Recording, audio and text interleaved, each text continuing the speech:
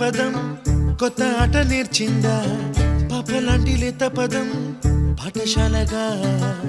కూనలమ్మ జానపదం పల్లె దాటి వచ్చిందా చవళిల జానతనం